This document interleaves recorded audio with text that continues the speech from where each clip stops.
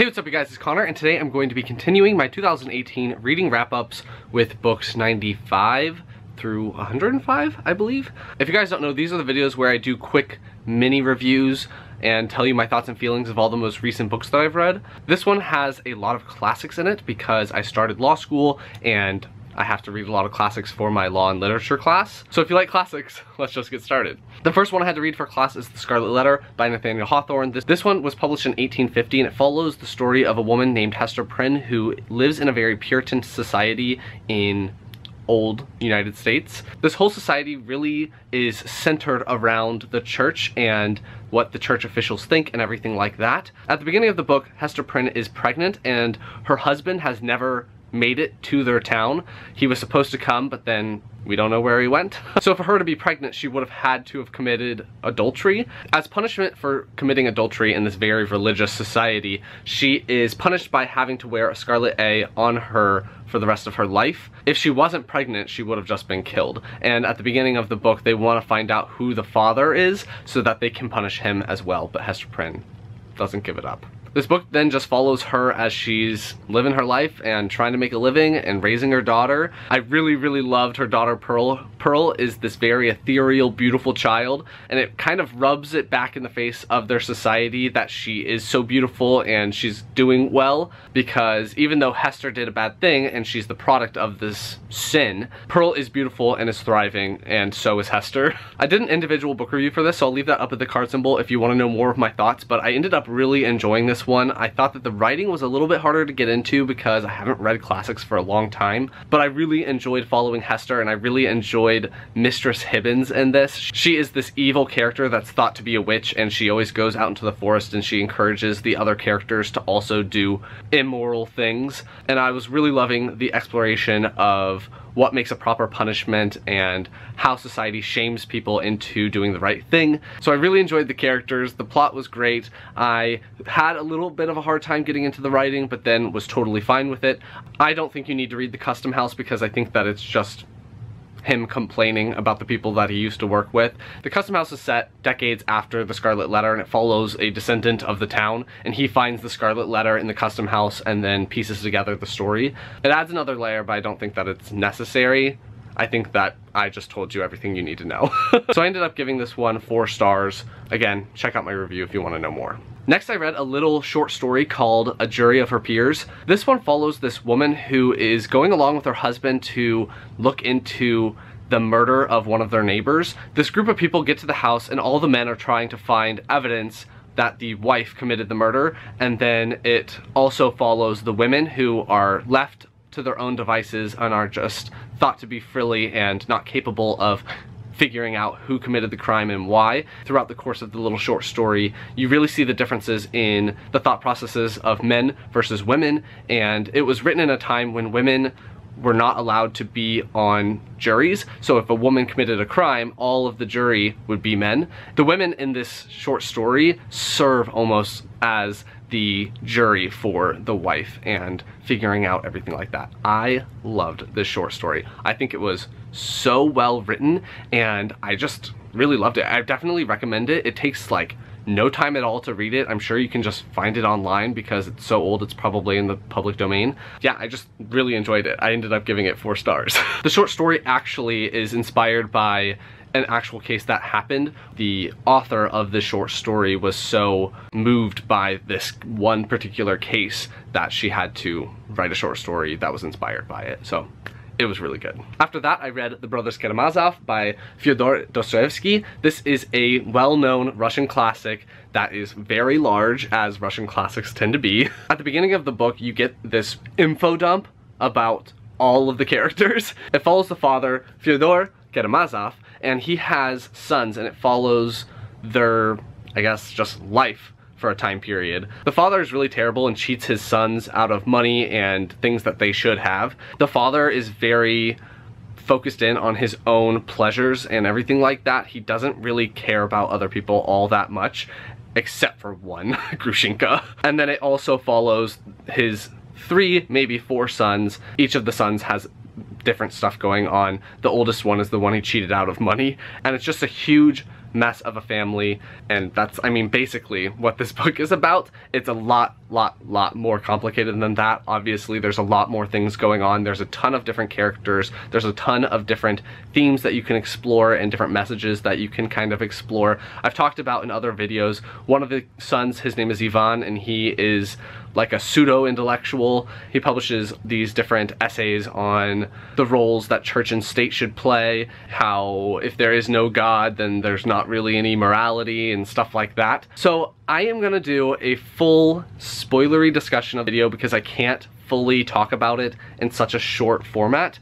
There's just too much going on. There's too many characters to discuss and too many plot details to talk about to do it in this, but I did really enjoy this. I really liked the audiobook, and I switched in between this one and the audiobook. It was interesting because this one is translated by Richard Pevier and Larissa Volokhonsky, and the other one was translated by Constance Garnett, I believe is her name. And the two translations are pretty similar to each other, so I think that that was okay. But yeah, look forward to that video when it comes out because it's gonna be super long. I'll do a non-spoiler section and then a spoilery discussion section. I'm gonna film that at some point. I'm just very daunted by the fact that I know it's gonna take me at least 2 hours. In my law and literature class, we spent 4 hours alone talking about this book. So yeah, there's a lot to say.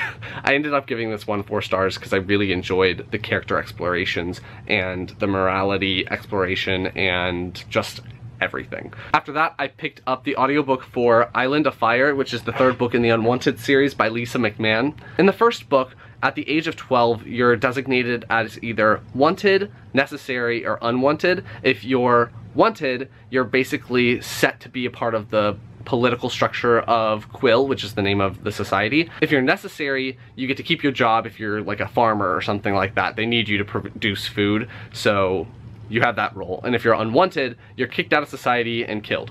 Obviously, because this is middle grade, the main character is saved and is taken to this secret place called Arteme, where their creativity is encouraged and everything like that, and creativity is almost like a weapon. I read the first 2 books earlier this year, so I figured I'd continue along and see how this one was. I like the series, but I'm not loving it like I thought that I would. The main character is pretty just plain, I guess. He's just not very interesting, and I don't really care all that much for him, so I think that I'm gonna be done with this series here. I think that also the titles are all wrong. I think that this one should have been Island of Silence, which is the name of the 2nd book, and the 2nd book should have just been named something else, and then the 4th book should be Island of Fire, because this one isn't even dealing with Island of Fire. This one is dealing with the Island of Silence. It's just fine. I don't know how to describe it. The writing is really easy to get through. The characters are fine enough. The plot is fine enough. It's just not something that I want to invest time in currently. So I enjoyed it for what it was. I ended up giving this one 3 stars, but I probably will not continue, unfortunately. I really thought I was going to love this one. After that, I picked up Oedipus Rex. I don't have a copy of it with me, but I'll put up a picture. This is a play by Sophocles. It follows Oedipus, if you want to say it closer to how it's supposed to be pronounced. And it's a play about his life, I guess. When Oedipus was a child, he was prophesized to kill his father and then sleep with his mother, and he wants to avoid that, so he leaves,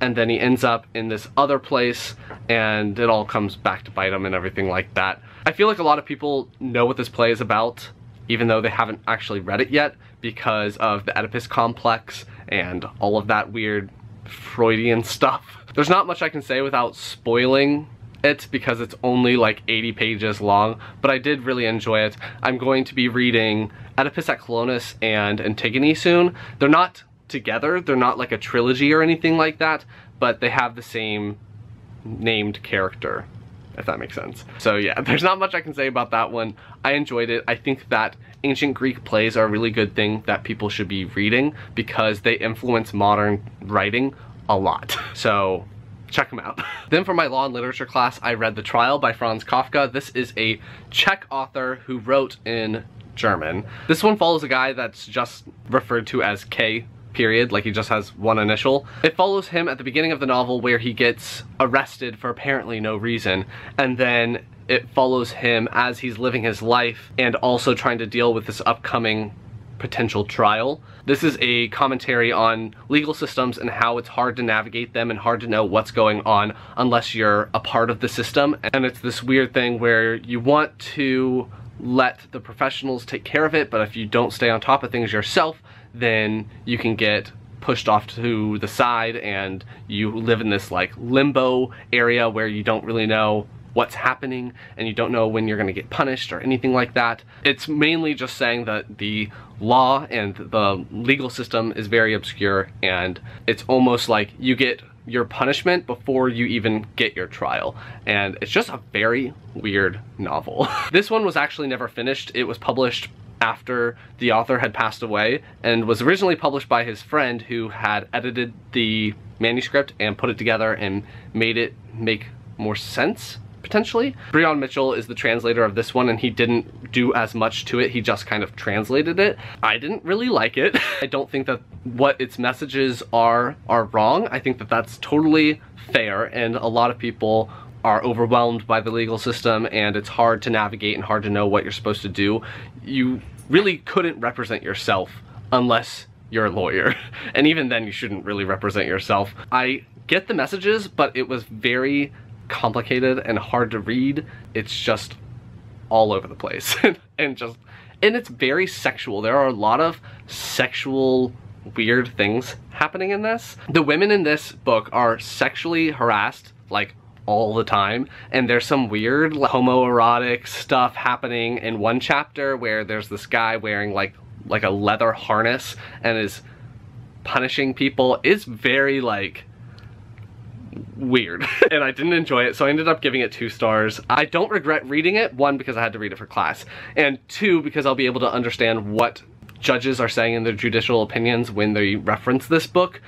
But man, I did not like it. But I think that it's just hit or miss for people. This one wasn't for me. I then read A Christmas Carol by Charles Dickens, which is kind of a random time to read it, but I figured at Christmas time the audiobook would be checked out and I wouldn't be able to get access to it, so I decided to read it now. I have been really getting back into classics, as I said in my book haul that I hauled a bunch of classics in, and I wanted to check out more, so I went to my library and looked at the audiobook selection and picked the one that was shortest. I haven't watched the movie in years and years and years. I'd never read it before, so I enjoyed reading this for the first time. I gave it 4 stars. I really enjoyed it. I think that I really love Scrooge as being super cranky. I just thought he was so funny. I was like, you are great right now. Even though he's a terrible person, I wouldn't want to interact with him on a day-to-day basis. Well, at least at the beginning of the story. But I don't know, I just thought he was really funny. One thing though, I thought that Tiny Tim would play a larger role in the actual book, or novella, or whatever it's called, the story. There's not as much human connection between Scrooge and the other characters as I was thinking that there was gonna be. So I enjoyed it a lot, gave it 4 stars, but I didn't enjoy it as much as I thought I was going to. But it's still really fun. Definitely recommend that one for anyone that wants Christmas right now. After that, for Law and Literature, I read Chronicle of a Death Foretold by Gabriel Garcia Marquez. This one I did do a full review for. Like, I did a non-spoiler section and then I went into spoilers, so I'll leave that up in the card symbol if you want to check it out. I go pretty in-depth in that review, so there's not much that I could say right now that would be different than that. This one follows a town, a fictional town in Colombia. The author's Colombian, and it follows this town and all the characters in this town as they all know that Santiago Nassar is about to be murdered, and no one stops it from happening. The narrator of this story is an unreliable narrator because he's friends with the person who gets murdered. The story is very jumpy, so you start off in one time period, you can jump forward, you can jump backward, you can jump forward again, middle, back, and it's all over the place. You jump from one character to another, and when you read the whole thing, it forms one whole picture about everything that was happening and makes a narrative, but you're given to it in pieces, which I really enjoyed. It definitely reflects how people give witness accounts in trials and everything like that. So you interview all the witnesses and they give you their portion of the story, and then together you can form one picture. This one really goes into social norms and having to carry out social norms and the consequences of not doing that. The reason why Santiago is going to be killed is that people believe that he is the one that took the virginity of this girl named Angela. Angela gets married the day before this novella starts and is returned to her family from her husband because he found out that she was not a virgin when they were married. She blames it on Santiago, and then her brothers have to kill him. There are so many characters in this. I think online it said there was 80 something characters, and the book is very tiny. So there's a lot of names. I ended up writing them down as I was going through so that I could keep track. But I freaking loved this little novella. I thought it was so good. I loved all the messages. There's some things about racism. There's some things about sexism. There's a lot of things about sexism because the women in the society are very subservient to men. But then the women have certain little things that they can do to kind of get their way. So I just loved all of that. I thought that this novella handles it very well, and I really liked the characters. There's also this weird feeling that I knew that Santiago was gonna get killed. Death foretold. He gets killed, but I just wanted him to get away. I kept thinking that he was gonna get away from the twins, and it was just very exhilarating. So I just really loved this, and I gave it 5 stars. If you want to know more of my thoughts, definitely check out that review. I then finished The Midnight Dunes by Stephen Kelleher. This is the 3rd book in the Landkist saga. I started this book before the semester started, so that was back in August, I believe, is when I started this, and I'm just now finishing it. I might have started this in July. I don't know, but it took me a very long time to read this. 1 was because of school. 2 was because the writing is denser, so it takes you a while to get through it. This one follows only a third of the characters of the overall story. So the first one you have all the characters, and then in the second one, the very beginning, all the characters are there, and then they split up and go 2 different ways. This one follows the group that we didn't follow in the second book, and I really enjoyed it. I really liked learning a lot more about the magic system because I think that the world building and the magic system are the best parts of this. In this series, there are people that are chosen from their planet to get magic, and they're called Landkist. There's also magical beings called sages that are even more powerful, and they're almost like gods in this world. The Landkists are fighting back and are trying to retake the planet from the sages because the sages have been abusing them and abusing their power and are just not great. This one, you explore the Fakin a lot, and the Fakin are a type of Landkist that have magical healing abilities. The main one, Iana, is able to access this thing called the In-Between and is able to kind of spirit walk and stuff. I did a non-spoiler book review for this book, and I'll leave that up in the card symbol if you want to check it out. So I was really enjoying the exploration of the magic system, and the plot was good. The pacing was such that it was pretty consistent throughout the whole book, and then at the very end gets super crazy, which is something that I tend to enjoy. I love those big battle scenes at the end of books. They're some of my favorites. So yes, I ended up giving this one 4 stars. I very consistently have given this series 4 stars, I believe, and it's just a really fun one. Again, if you want to know more, check out that review. I then picked up The Stranger by Albert Camus. I had to read this for my law and literature class again. This is a French classic that follows this guy named Marceau, and he ends up killing someone. It follows him before he kills someone and then the trial and all that afterwards. Marceau is like the champion of existentialism. Existentialist people love this book. It's very dividing. I did a book review for this if you want to check it out. Again, I'll leave it in the card symbol as well as down below. But this book has a very dreary feel to it. It's very monotonous, especially in the first half, because there is no explanation for any of the actions of the main character, so you feel disconnected from him, and sometimes people just get really bored or really annoyed by the writing and then DNF it. But if you continue, there is a tonal shift that happens in the middle of the book once you start part 2, and it gets a lot more interesting at that point because the character is starting to describe what's happening during his trial and incarceration. You get to see him interact with people that have strong feelings opposing him. These people take offense to the fact that the main character doesn't believe in some greater meaning to life. He doesn't believe that there's some afterlife and that's why we all need to be good people. He's just living his life. He focuses on the things that he likes. He doesn't focus on the things that he doesn't like, and that offends some of these people. As I said before, this book is very polarizing. Some people hate it, some people love it. I ended up on the side more of the love it side. I thought it was a very, very interesting, is the word I use about 1,000 times in my review, exploration of this concept and how it fits into society. People feel very uncomfortable when people don't believe that there is some higher meaning to life, and it really does a good job of showing that in here. I just think that things are interesting, and I love seeing other people's viewpoints on stuff and on that topic. So I don't have strong feelings either way, which is kind of weird. In my class discussion, there were some people that did take offense to this almost, and were very outspoken about how put off they were by this main character and his beliefs, or lack thereof. And so there was a really like heated almost discussion, and there was this one girl in my class who got so upset by it all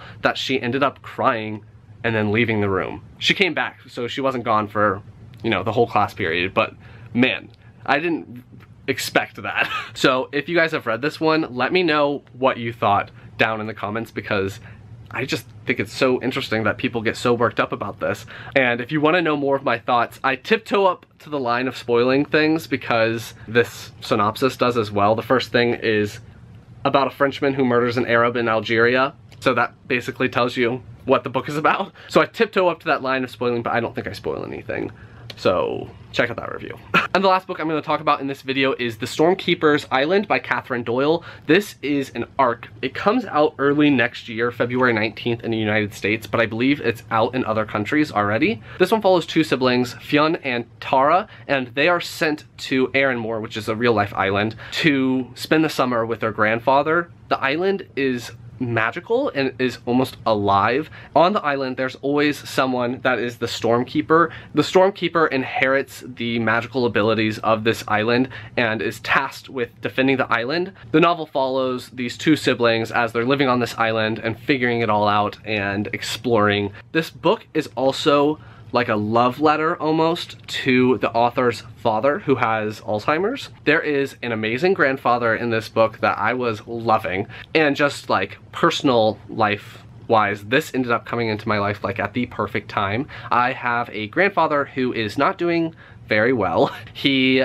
has really, really bad dementia. He's been having strokes as well for quite some time, like mini strokes, and he's getting worse and worse and worse. He's kind of in the final stages of everything. This book ended up coming to me at like the perfect time because I was loving the grandfather in this, and the grandfather in this is also going through some of the stuff that I am going through with my grandfather. So it was like very personal experience. There is one line, oh my gosh, I'm getting emotional. I didn't think that, I didn't cry while I read this, but I didn't realize that I was gonna start getting emotional while talking about it.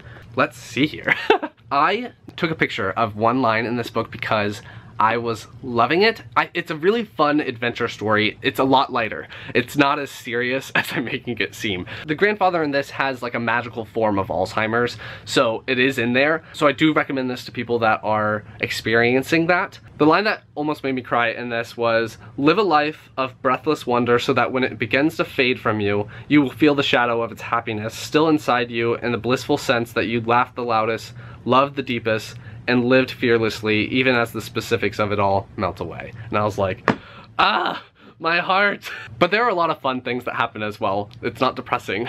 I don't mean to make it seem like that. Fionn and his grandfather have some really witty banter. I love that they like team up on Tara and kind of tease her because she thinks that she's hot stuff. And the interaction between the two siblings was really fun, similar to how my sisters and I treated each other when we were young and annoying, and I just think that it was a really, really fun time. Owen Colfer is blurb saying magical in every way, and I definitely agree with that. I am pumped for this one to come out and for people to read it, and I think that it is just awesome. And yeah, recommend this one a lot. I ended up giving this one 4 stars as well. It is great. That rating is a very personal one though, so I don't know. I'm biased on that because of my personal life going on right now. So those are the next grouping of books that I read in 2018. If you like this video, please give it a big thumbs up and comment down below what books you've been reading recently. Have you read any of the ones that I've read? What were your thoughts on them? If you've read The Stranger, let me know that as well, because just that class was interesting. Anything else you want me to know, leave it down below and I will talk to you guys next time.